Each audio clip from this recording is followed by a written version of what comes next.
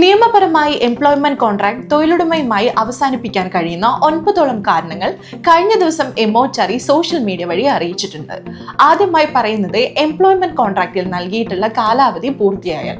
രണ്ടാമതായി പറയുന്നത് തൊഴിലാളിയും തൊഴിലുടമയും തമ്മിലുള്ള പരസ്പര ധാരണ പ്രകാരം. മൂന്നാമതായി പറയുന്നത് തൊഴിലുടമയുടെ മരണമുണ്ടാകുന്ന സാഹചര്യത്തിൽ ജോലി ഉടമ്പടി അതുമായി ബന്ധപ്പെട്ടിട്ടുള്ളതാണെങ്കിൽ അത് അവസാനിപ്പിക്കാം.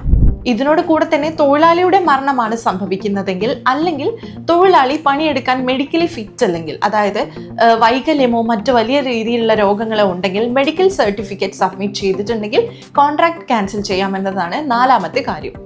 അഞ്ചാമതായി പറയുന്നത് UAE 3 മാസത്തിൽ കുറയാത്ത ജയിൽ ശിക്ഷ ലഭിക്കുന്ന വല്ല തെറ്റും തൊഴിലാളിയുടെ ഭാഗത്ത് നിന്ന് വന്നിട്ടുണ്ടെങ്കിൽ അവരുടെ എംപ്ലോയ്മെന്റ് കോൺട്രാക്ട് ക്യാൻസൽ ആക്കാവുന്നതാണ്.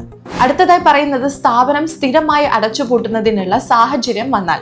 പിന്നീട് പറയുന്നത് എംപ്ലോയറുടെ കൺട്രോളിന് അപ്പുറം വരുന്ന കാരണങ്ങളാൽ വർക്ക് പെർമിറ്റ് പുതുക്കുന്നതിനുള്ള വ്യവസ്ഥകൾ പാലിക്കുന്നതിൽ വർക്കർ പരാജയപ്പെട്ടാൽ തുടങ്ങിയിട്ടുള്ള 9ഓളം കാരണങ്ങളിലാണ് നമ്മുടെ എംപ്ലോയ്മെന്റ് കോൺട്രാക്ട് ക്യാൻസൽ ആവുകയുള്ളൂ എന്നാണ് എംഒഎച്ച്ആർഇ സോഷ്യൽ മീഡിയ വഴി അറിയിച്ചിട്ടുള്ളത്.